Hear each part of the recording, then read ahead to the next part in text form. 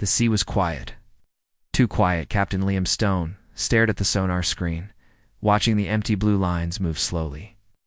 Nothing showed. No ships, no whales, not even schools of fish. It had been like this for days, now silence across the ocean. But something deep inside him whispered that this silence meant danger. He had felt it before, during the old wars, when submarines hunted each other like wolves. Right before an ambush, the water would fall quiet, as if the sea itself was holding its breath. And now, the oceans around Earth were holding their breath again. 3 days earlier, a deep-sea research station off the coast of Chile had gone dark. It was supposed to send data every hour. Then it stopped. No signals, no distress calls, just gone. At first, Command thought it was a storm, but the weather had been calm. No earthquakes, no wreckage found. Just empty ocean. Then the USS Harbinger disappeared. It was a fast attack submarine, one of the best. It vanished on a routine patrol in the South Pacific. No SOS, no sonar pings, nothing. And that's when the call came in for Captain Stone. He had retired 3 years ago. After 30 years underwater, everyone said he was the best sub-commander alive, maybe the best ever. He didn't want to come back. But when Admiral Pierce told him about the silence and the missing vessels, Stone knew it wasn't an accident. Something was in the water. Something hunting them. Now he stood on the deck of the USS Nightwolf, a black steel ghost built for stealth and war. It was the most advanced submarine ever created. Silent engines, a looking sonar, smart torpedoes. It was the perfect predator. But today, it felt like prey. "Status report," he said, keeping his voice calm. "Still nothing on sonar, sir," said Lieutenant Reyes. Her eyes didn't leave the glowing screens. Passive mode shows no signals. No engine sounds, no propeller hum, just ocean. Stone didn't like it all right, he said. "Maintain current depth. Keep listening. Eyes sharp." He walked down the tight hallway toward the command room. The Nightwolf was deep now, almost 1,500 meters below the surface. That was deeper than most subs dared to go. But the strange activity, the disappearances all, happened in the deeper zones. The lights inside the ship were dim. The crew moved in silence, focused but tense. Every sound echoed a dropped tool, a closing hatch. It made everything feel closer, like something was crawling just beyond the steel walls. "Captain," a voice called. It was Chief Petty Officer Martin, one of Stone's most trusted crewmen from years ago. "There's something you need to see." Stone followed him to the sonar station. The screen showed something strange, just a small flicker, a pulse. It looked like a heartbeat. It was coming from the trench below them. "What depth?" Stone asked. 3,000 meters? Too deep for any of our subs? But it's repeating. A pattern, almost like a signal. Stone frowned. "Is it man-made?" "No, sir. Definitely not. But it's organized. It's intelligent." Stone stared at the screen. The pulse repeated. 1, 2, at. Pause. Then again. Like a code. But what was sending it? "Try decoding," Stone said, "and record everything. Don't send it to the surface yet." The chief worked. Stone turned to Reyes. "Launch a drone. Deep dive model. Send it toward the signal. Keep us at this depth for now." "Yes, sir." The Nightwolf released a small black drone, no larger than a torpedo. It slipped quietly into the depths, its cameras and sensors beaming data back to the sub. The drone had lights, but the trench swallowed them like ink. Visibility dropped to 0. For minutes, the feed showed only blackness. Then something moved. It was fast. A shape darted past the camera blur, maybe 3 times the size of the drone. Then another passed by in the other direction. "Multiple contacts," Martin whispered, surrounding the drone. "Shut off the lights," Stone said. It looked dead. The drone's lights blinked out. The feed turned to darkness, but the audio still worked. Everyone leaned in, listening. At first there was nothing. Then, tapping. It sounded like metal fingers on the drone's hull. 1, 2. Then dozens. Then came the sound no one could explain, a low rumble. deep and cold, like a growl mixed with a machine's hum, sent chills down everyone's spine, and then the drone feed cut out. Stone looked at the crew. No one spoke there. "Here," he said finally, "and they're watching." That night, the Nightwolf stayed completely silent. No pings, no movement. The crew moved slowly, speaking in whispers. Some tried to sleep. Most couldn't. Stone sat alone in the command chair, staring at the sonar screen. The same pulse returned. Heartbeat, pause. Heartbeat. Whatever was out there was calling. But calling who? Early the next morning, the Nightwolf picked up a strange signal coming from the direction of the Mariana Trench, Earth's deepest point. The signal was almost musical, like whale song, but layered and sharp. The signal wasn't coming from Earth's satellites. It wasn't bouncing off the seafloor. It was rising straight from the abyss. "Intercept?" Stone asked. "No," said Martin. "It's not aimed at us. It's going up. Toward space." Everyone fell quiet. "If they're sending messages to space," Stone said, "they didn't just arrive. They've been here," Reyes whispered. "Hiding." Stone nodded. "And now they're ready." The tension inside the submarine grew thicker with each passing hour. The Nightwolf stayed deep, moving slowly across the trench. Sonar scans showed strange shapes on the seafloor structures too, symmetrical to be natural. Towers, domes, pipes. It looked like a city no human had ever seen. Captain Reyes said, "Something's moving. Big." Stone looked at the sonar. A large object had appeared behind them, rising slowly from the bottom. It wasn't shaped like a ship, more like a creature, 100 meters long, moving without propulsion. Silent, it followed the Nightwolf at a steady pace. "They've found us," Stone said. He ordered silent running, engines off, power reduced. The sub floated like a dead thing. The creature passed them, close, so close that the hull VI'd Barat. Then it stopped. Right above them, the crew held their breath. A loud screech echoed through the sub, metal against metal. Something was scraping. The outer hull, a tentacle, a claw. No one knew. Stone gave the quietest command of his life.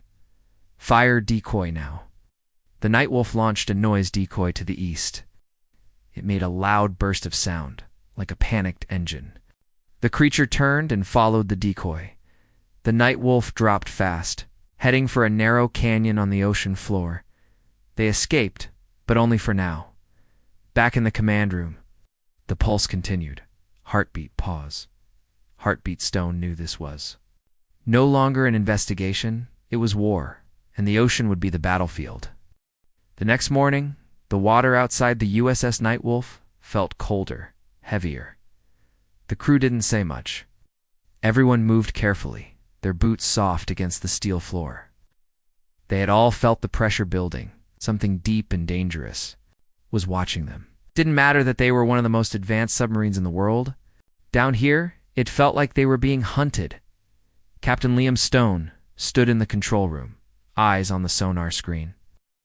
The heartbeat signal was still there, slow and steady, like a drum from the deep. Distance to Mariana Trench. "Quietly 80 kilometers, sir," Reyes answered. "We'll reach the outer ridge in 3 hours if we keep low." Stone nodded. "Keep it slow. No active sonar. We don't want to wake anything." Suddenly, a crackling sound came through the comms. Static. Then a voice weak, broken. "Is anyone there?" Coming up from shadows, the transmission cut out. The room froze. "Source," Stone said quickly. Martin scanned. "The data, unknown sub-channel, old civilian code." "Could be a research vessel, sir. Could be a trap," Reyes warned. Stone stared at the screen. "Or someone still alive." The signal repeated. A single message, barely readable. "They are. Here, they are beneath us." Stone made a decision. "Plot a new course. Toward the signal, but keep our depth." The Nightwolf turned silently, its engines whispering through the black water. Every meter forward felt like a step into a nightmare. 2 hours later, they reached the edge of a trench. wall. Below them, darkness stretched deeper than any map. The signal was coming from inside. From far below, they sent a deep-range sonar pinches once. The signal returned with an echo. Not from one object, from hundreds. Reyes turned pale. "Captain, I think they're moving." The sonar screen lit up with shapes rising from the trench. Long, thin shadows. Some fast, some slow. But all heading upward. Stone gave the order. "Go quiet. Engines off." Sink into the canyon wall. The Nightwolf shut down. They drifted into a small rock shelf on the side of the trench and held still. Lights dimmed. Systems dropped to low power. Every sound was muffled. Everyone on board could feel their heartbeats. Sonar. The shapes kept rising, and one of them turned back. Toward the Nightwolf. The object was large, over 200 meters long. Had no propellers, no engine, just slow, smooth motion. It moved like a creature, but with control. Then it stopped. Right above them, no sound, no attack, just silence. A sudden jolt shook the submarine. Something had landed on the hull. Metal creaked, bolts strained. A sharp scraping sound traveled down. The spine of the sub, like claws dragging across the steel. Reyes whispered, "Is it scanning us?" Martin looked up from his station. "No, it's listening." The crew said nothing. Then a bright blue light flared outside the viewing port. It was soft, almost beautiful, like a glowing jellyfish. It floated inches from the hull. Another. Light appeared, then another, dozens of them, all drifting outside. They weren't lights. They were eyes. Alien creatures were surrounding the Nightwolf. Their bodies were thin, ill-like, with transparent skin and glowing organs. They had no faces, but their glowing eyes pulsed in rhythm with the heartbeat signal. One creature touched the hull with a long finger-like limb. The sub's power flickered. Sparks flew from the command station. "They're trying to get in," Martin said. Stone barked, "Power up engines. Full thrust now." The Nightwolf roared to life. The sudden sound pushed the creatures back. Some scattered. Others clung on as the submarine burst forward, breaking free from the trench wall. A few creatures latched onto the hull. Stone gave the order. "Surface to 1,000 meters. Launch shock charge." They released a small, torpedo-shaped device. Behind them, it detonated with a burst of sound and light. The water shook. The creatures let go, writhing in pain, and disappeared into the dark. The Nightwolf kept climbing, moving quickly through the depths, inside. Systems returned to normal, but the sonar showed something worse. The trench was waking up. More signals began rising. Larger shapes, stranger sounds. Something massive stirred at the bottom, and for the first time, they heard a sound none of them would forget. A voice. It wasn't spoken. It came through the water. Through the steel. Through the minds of the crew. It wasn't in any language, but they understood this world was promised. Leave or drown. Then silence. Stone sat in the command chair, cold sweat on his forehead. "They're not just visitors. They think they belong here." Reyes said quietly, "They're not just in the oceans. They've been living under us for who knows how long." Martin asked, "How do we fight something that controls the ocean itself?" Stone didn't answer. He stared at the sonar screen. "At the trench dot at the rising army, we don't wait," he said. "We hunt first." And for the first time in human history, a submarine captain planned an attack not against a navy, but against an alien empire hidden in the sea. 3 days passed. The oceans were no longer silent. All around the world, strange reports came in. Oil rigs in the Atlantic vanished without warning. A Russian submarine vanished north of the Philippines. A Chinese deep-sea mining station was found crushed like a can, with no signs of what caused it. Even cargo ships sailing near deep waters sent out desperate mayday calls before falling completely off the grid. People still didn't understand what was happening. Most thought it was freak accidents. Some blamed earthquakes or new weapons. But Captain Stone knew the truth. It was war. The enemy didn't come from the sky. It didn't walk on land. It lived deep in Earth's oceans, and now was rising. The USS Nightwolf had returned to a secret underwater base Poseidon Point, hidden beneath the southern Pacific. It was built into the wall of an underwater ridge, invisible to satellites and safe from storms.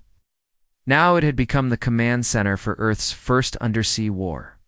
Stone walked through the dim corridors, listening to reports from different parts of the world. His team had named the enemy creatures Deepwalkers. They didn't use machines like humans. Their bodies were the machines. Long boneless shapes, glowing eyes, skin that bent light. Some were small, like divers. Others were huge, more like sea monsters from myths. But all of them had one thing in common. They could not be tracked. No radar. No sonar. No heat signatures. They could disappear and reappear at will, except for one ship. The Nightwolf. Its stealth sonar and silent drive made it the only vessel able to follow the Deepwalkers. That made them the only hunters in a world full of prey. Stone gathered his crew in the mission room. On the screen they saw a new image, a glowing shape on the ocean floor, just south of Fiji. A satellite had picked up strange electromagnetic pulses in the area. Heat scans showed signs of life, movement, a base. Their hive is down there, Stone said. We don't know how big it is. We don't know how many are guarding it. This may be the center of their operations. Reyes frowned. We're going in alone? Stone nodded. We're the only ones who can. Martin asked, and what's the plan? Hit and run? Stone's voice was cold and steady. No, we hit. And we don't run. The crew loaded weapons into the Nightwolf, special torpedoes built for undersea structures. Noise bombs, electric traps. Every stealth submarine trick Earth had was now being loaded onto one boat. The Nightwolf left. At Poseidon Point just before midnight, silent as a shadow, it dropped below the thermal layer, sinking into deeper water where sunlight never reached. Inside the ship, lights turned red. Engines ran low. The crew whispered instead of speaking loud. Every man and woman aboard knew what this mission meant. If they failed, Earth would lose the only sub that could fight back. If they succeeded, they would become the first humans to strike the enemy where it lived. After 6 hours, sonar picked up the signal, a faint hum, pulsing slowly. Heartbeat, Reyes said quietly. Again, Stone muttered. Always the same pattern. As they moved closer, something new appeared on sonar. It looked like rocks at first, and they saw movement. Structures, columns, towers made from coral and bone. Lights glowing from within. It was a city built on the ocean floor, and it was alive. Multiple targets, Martin said. 50? No. 70. They're moving. But strangely, none of the Deepwalkers approached the sub. Stone narrowed his eyes. They're not attacking, why? Then the lights inside the alien city shifted. The glow changed color from blue to red, then back to blue, then red again. It was a signal. Stone leaned closer to the screen. They know we're here. And they want us to see this? Could be a trap, Reyes said. It's always a trap, Stone answered. Still they moved forward, staying at a safe distance. The city was huge. Tunnels stretched in every direction. Strange towers curved upward like bone spires. The lights pulsed in slow waves. It looked almost peaceful, but something felt wrong. Sir Martin said suddenly, "We're not alone." Showed a shape behind them, then another, then 5 more. Deepwalkers were surrounding the Nightwolf, completely silent. "They're boxing us in," Reyes said. They waited. The ship began to shake. Something hit the back hull. Pressure. "Spike!" Martin shouted. "They're latching on." More shapes moved in. Long arms. Claws. The Nightwolf spun hard to the right to escape, but something grabbed the rudder. "We're stuck." Stone didn't panic. His voice was sharp and clear. "Deploy ghost mines. All sides." The submarine released a row of devices. From its outer hull, each one spun away, then exploded with bright flashes and shockwaves. The creatures screamed a horrible sound that filled the water like breaking glass. Some let go. Others were ripped apart. The Nightwolf powered forward, breaking free, but the alien city came alive. Lights flashed wildly. Towers opened like flower petals, releasing streams of small glowing creatures, scouts or drones. More contacts coming. Fast, Martin said. We're outnumbered. Stone made the call. We go dark.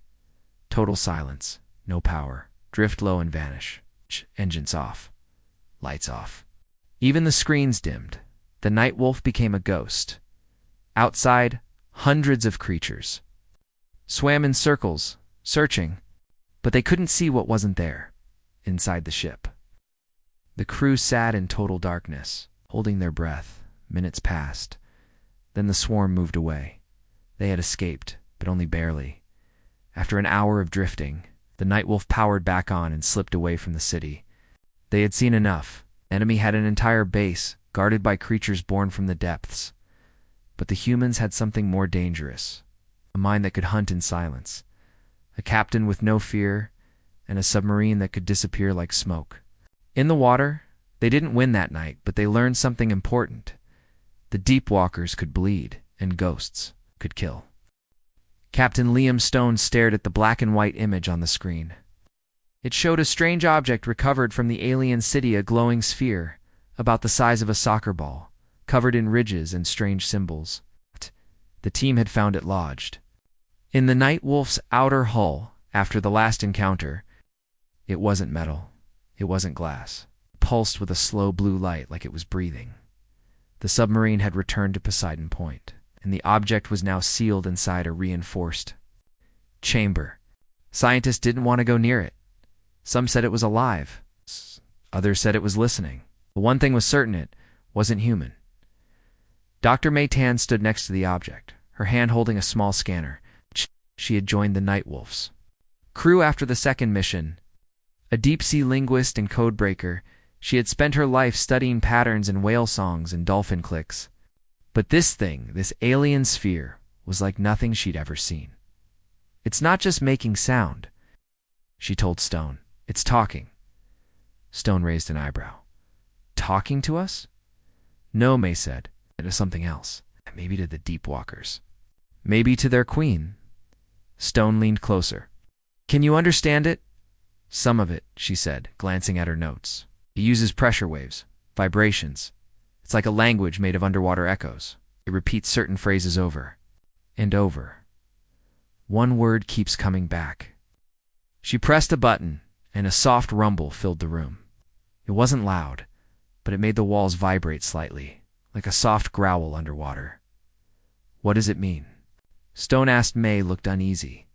"It means claimed." Stone didn't speak for a moment. Then he asked, "Claimed by who?" "The Varniks," she answered. "That's what they call themselves." The name sent a chill through the room. It didn't sound like a species. It sounded like a warning in Earth's oceans. Stone asked. "They think it belongs to them," May said. "Not just now.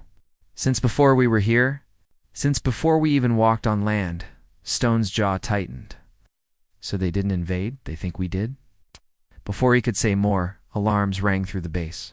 Multiple contacts moving fast. The sonar room lit up with activity. A swarm of Varnik shapes were moving across the Pacific near a major shipping route. The creatures weren't hiding anymore. They were fast, coordinated, and heading toward the coast of Japan. "They're rising from the trench," Martin said. "This is an attack." Stone moved quickly. "Get the Nightwolf ready. Load all weapons. Alert command, we're launching now." Within minutes, the submarine dropped back into the sea.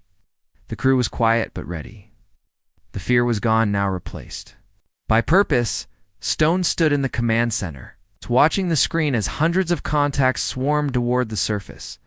"Target zone is 40 kilometers east of Tokyo Bay," Rhea said. "We have less than 1 hour." "Any surface support?" Stone asked. "Destroyers and aircraft are moving in," she said. "But they won't make it in time." "Then we stop them," Stone said. Underwater. The Nightwolf sped forward, deeper than any other ship could go. The sonar pinged softly, showing the swarm hundreds of deep walkers, moving like a single mind. In the middle of the group was something larger, much larger. New contact, Martin said. It's massive. On the screen, the shape was clear. Over 300 meters long. Tentacles like cables. A mouth lined with glowing teeth. Moved slowly. But the water shook with its presence. Rhea stared at the screen. What is that? Stone's voice was cold. Leviathan. The swarm protected it, surrounding the massive creature like an army guarding a queen. Stone knew what would happen if it reached the shore. It wouldn't just destroy cities. It would show the world who truly ruled the oceans. Bring us within. Strike range, he ordered. The Nightwolf turned quietly through the water, approaching the swarm from below. They launched Silence Mind's first devices that shut down sound in the area, making it hard for the Varniks to hear the sub coming. Then Stone gave the order. Fire all torpedoes. Aim for the Leviathan. 12 torpedoes shot forward, splitting into smaller warheads. They moved like sharks, weaving through the deep walkers. Some were taken down by the enemy. Others hit their mark. The first explosion lit up the dark sea. The Leviathan roared. Water shook. Smaller creatures screamed. Some scattered. Others charged toward the Nightwolf with blinding speed. The crew fired electric nets and sonic bursts. The submarine twisted, dodged, countered every strike. Then a second hit slammed into the Leviathan's side. It bled. Thick black clouds spilled into the ocean. The creature turned and tried to rise, its massive body shaking from pain. Reload. Torpedoes, Stone said. We're not done. Ow. More blasts tore through the swarm. The Leviathan shrieked louder than anything the crew had ever heard. The sound broke instruments, cracked pipes, and made blood drip from their ears. Damage to our outer hull. Martin shouted. Hold course. Stone snapped. Keep firing. One final torpedo struck the Leviathan's underside. Its body convulsed. Then, it stopped moving. The creature began to sink. The swarm froze. Then scattered in every direction like ants without a queen. They're retreating. Rhea shouted. The crew cheered. They had done it. They had killed the biggest monster in the ocean. But Stone didn't smile. He stared at the sonar, watching the Leviathan's body sink slowly into the trench, because something else had started to rise. A new signal, louder, deeper, older, May ran. Into the control room, her face pale. Captain, I decoded the rest of the message. Stone looked at her. It wasn't just a warning, she said. It was a countdown. Stone turned to the screen, and at the very bottom of the trench, something had awakened. Darkness had returned to the ocean. It's not just the kind that came from the deep, but something heavier, something that pressed on every hull, every mind, every breath. The alien machines had stopped moving. The strange signals had gone quiet. But every submarine captain knew this wasn't peace. It was something worse. It was silence before the storm. Commander Wells sat in the control room of the Nighthawk, watching the sonar screen like it held the fate of the world around him. The crew whispered, moved slowly, hands hovering over buttons they hadn't needed to use in years. The deep sea was quiet, but not empty. Every human on board felt it. Something was down there. Something was waiting. Then the lights flickered. Power spike, the engineer said. Coming from external source again. No, that's not. A power spike, Wells said, standing. That's a ping. They're mapping us. Ah! Every submarine in the fleet reported the same thing within seconds. The alien presence wasn't gone.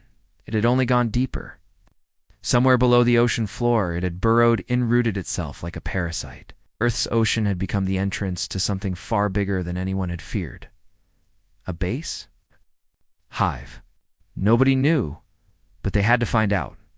The Nighthawk and Barracuda were selected for the first mission into what everyone now called the trench. It wasn't on any map, didn't even exist before the invasion. But now somehow a vertical scar nearly 7 miles deep had opened beneath the sea. A rift in the earth, created by the aliens. No light reached that deep. No signal came back. clean. Every movement the subs made caused a strange hum through the metal, like the ocean itself didn't want them there. Steady, Wells said as the Nighthawk began its descent. The temperature dropped. Static filled the radios. And then, all at once, the sonar screen shut off. The subs weren't blind. They were alone. Inside the Barracuda, Captain Ramirez stared at her crew. Manual visuals only. No tech. From this point on, we go old school. Every light was dimmed to avoid detection. The hulls groaned under the pressure. The submarine slid deeper into the rift, unsure of what they were approaching. Then finally a glow appeared. It was soft at first, then it grew. Like a city of light rising from the bottom of the sea, Wells narrowed his eyes. What is that? It wasn't a base, it was a graveyard. Thousands of alien machines, twisted and broken, floated around the ocean floor like drifting corpses. But not human kills. These had been destroyed by something else, something far older. Huge bite marks, scorch burns, crushed metal. They were hunted, Ramirez said quietly. Not by us. Then something moved. Out of the shadows behind the wreckage came a shape. Long, silent, watching another, then another. Not machines, creatures. The submarines froze. The crew stared, breath caught in their throats. Whatever these things were, they had been down here long before the aliens came, and they didn't like intruders. Back out, slowly Wells said. Now, but it was too late. The creatures surged forward, not with violence, but with purpose. They surrounded the Nighthawk, pressed close to its hull, brushing it like sharks testing a cage. The hull creaked. The pressure increased. The lights dimmed further, and then the aliens returned. A swarm of new machines descended from above, diving, fast toward the trench like falling stars. The subs were caught in the middle between the ancient deep-sea creatures and the alien machines. Brace for contact. Wells shouted. The creatures attacked the machines with terrifying speed. Tentacles! Teeth and pulsing light clashed with alien steel. For the first time, humanity watched a battle that didn't belong to them. They were the observers now. Ramirez whispered, "They're not fighting for us, but they're fighting them." The subs stayed still, silent among chaos. Alien drones broke from the swarm. It moved toward the Nighthawk slow, scanning. "Should we fire?" The weapons officer asked. Wells hesitated. Then the drone spoke. Not in sound, not in words, but a burst of images across every screen, every monitor.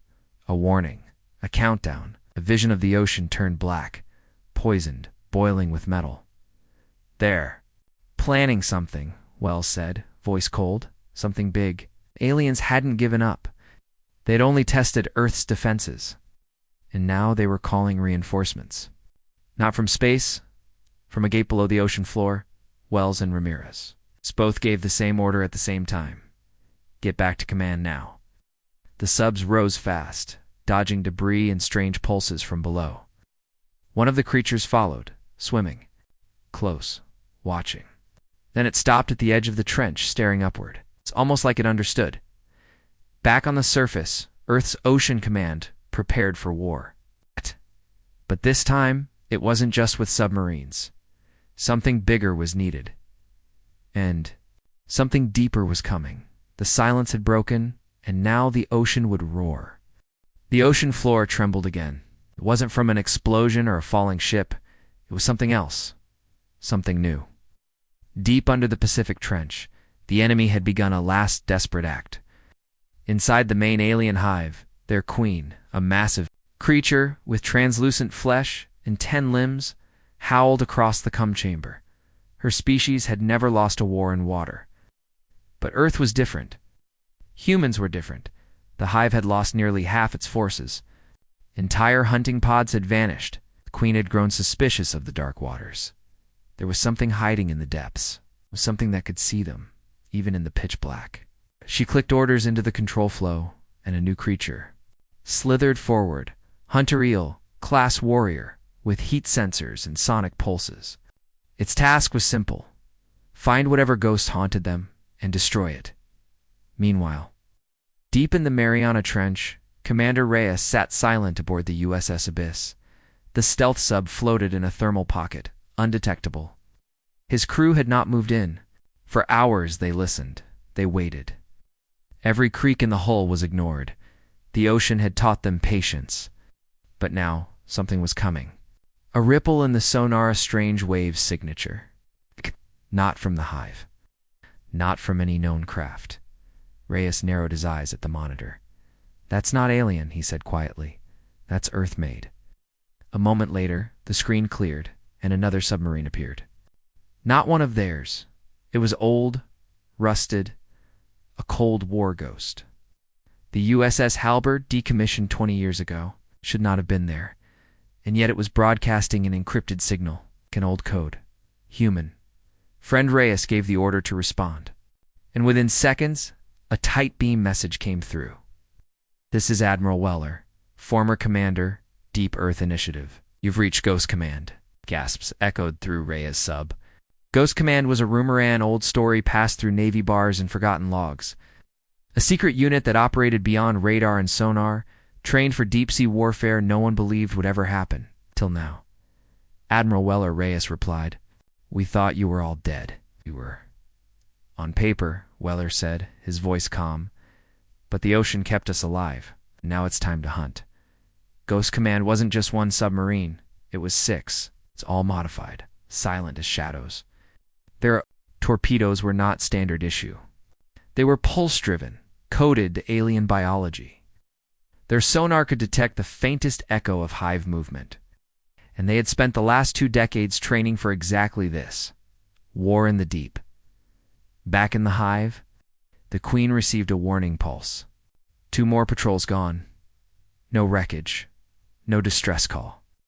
Just silence.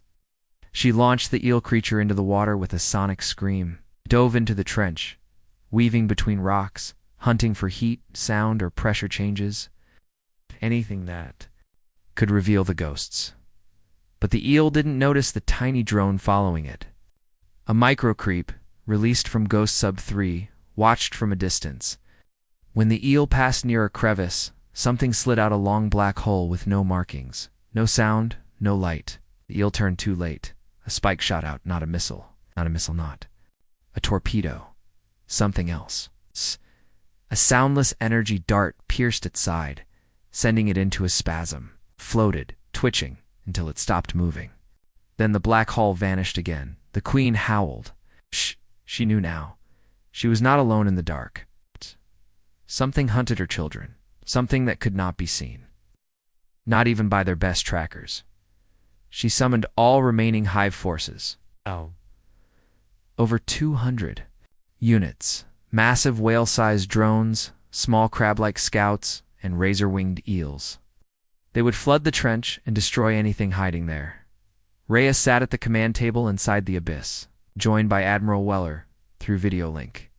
They reviewed maps, pulse charts, and enemy movement logs. "They're coming all at once," Reyes said. "Everything they have," Weller replied. "It's time to show them what human silence really means." The operation was codenamed Phantom Web. Ghost Command would split into 5 zones, each one luring a part of the enemy into a false passage using decoy drones and frequency traps. Once inside, mines would trigger, currents would shift, and the subs would strike. From all angles, then vanish again. At 0300 hours, the trench lit up with bioluminescent pulses. The hive had arrived. Reyes felt the rumble across the Abyss's hull. Massive creatures swam above and around but didn't see them. The decoys were working. The Queen's drones followed the fake signal deeper into the maze of rock walls and narrow caves. That's when the first strike hit. Ghost Sub 2 launched a sound bomb that cracked the pressure bubble around 3 drones. They imploded instantly. The Queen sent orders to retreat, but too late. Ghost Sub 5 dropped a torpedo net, a grid of exploding threads that wrapped around the enemy group and exploded one by one. Chaos filled the deep. Still, the Queen pressed on. Her hive had ruled oceans across galaxies. She would not be beaten by apes. She pushed forward, and that's when she saw a human figure outside. The trench wall. Swimming. No gear. Just floating, glowing faintly. It turned and smiled, then vanished. She sent 5 scouts. They all vanished. It wasn't real. A projection. A distraction. Queen realized too late she had swum into a dead end, while her forces packed in behind her. The walls around her blinked red.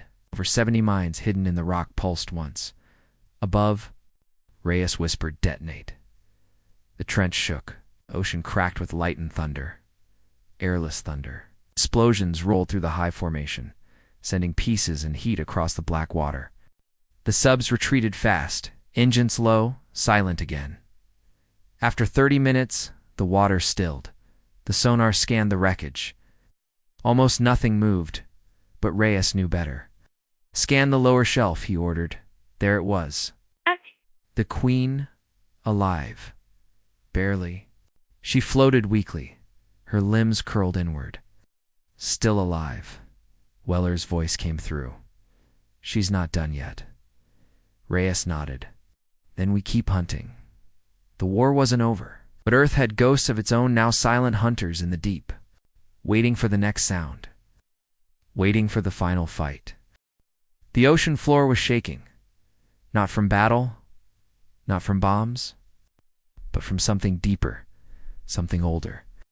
A low hum echoed through the black depths, pulsing like a slow heartbeat.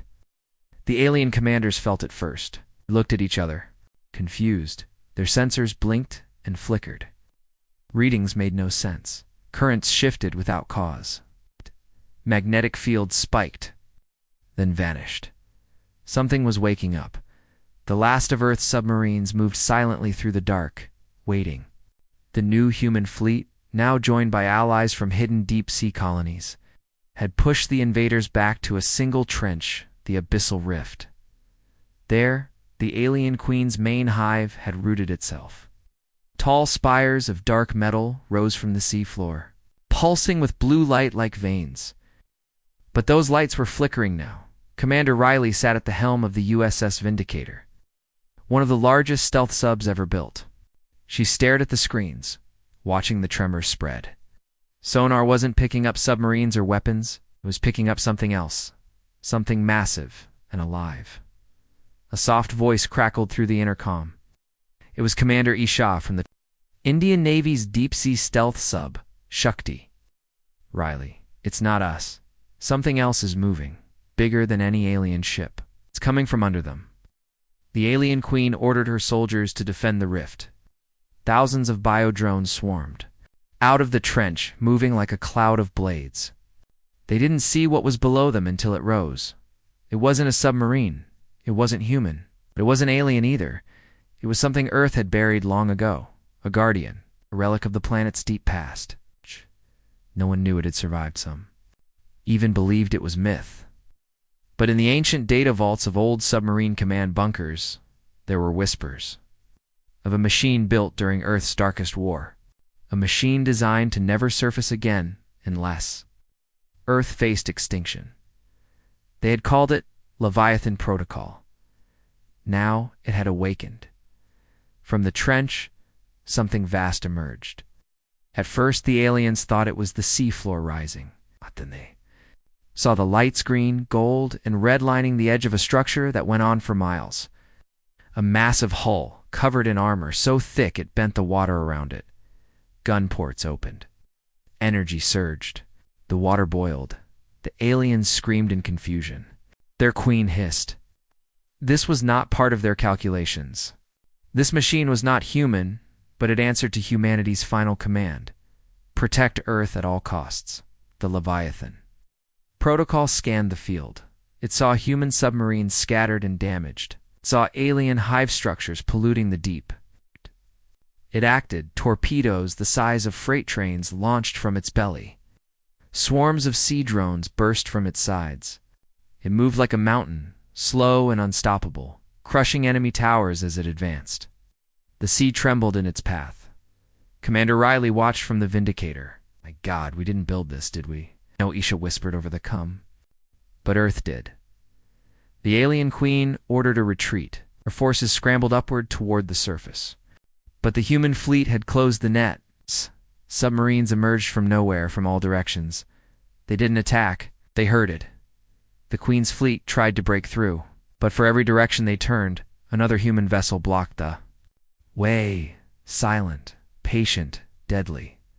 Then the Leviathan fired its core weapon. A beam of burning energy tore through the trench, hitting the Queen's hive directly. Pressure waves slammed outward, knocking both alien and human vessels off course. When the light faded, the hive was gone. So was the Queen. Above, the surface of the ocean boiled as energy surged upward. From orbit, satellites recorded a glowing ring the size of a small island. When the sea settled, the trench was quiet. The hive was gone. The alien fleet had collapsed. Few tried to escape. Fewer succeeded. Earth's oceans were silent again. Commander Riley floated in her control chair. Watching as the Leviathan slowly powered down, its lights faded. It sank back into the trench. The sea swallowed it. No one knew if it would wake again. No one wanted it to. A few hours later, the survivors of the human fleet surfaced. Across all Navis American, Indian, Chinese, Brazilian, even independent underwater colonies, they broadcast one message. Earth's oceans are no longer yours to conquer. In the days that followed, alien signals across the galaxy went silent. The message had reached them. The sea was not safe. Not from Earth, not from what lay beneath. The Galactic Council, watching from afar, made a quiet note. Do not provoke Earth's ocean guardians again. Ever in a quiet naval base in Alaska, Riley met Isha in person for the first time. They stood at the edge of a frozen dock, sipping coffee, staring out at the waves. Think we'll ever see it again? Isha asked. I hope not, Riley said. If that thing wakes up again, it means the end is near. They stood in silence. Beneath, their feet miles below, something stirred. Only once, then silence again. Humanity had won, but the deep was watching.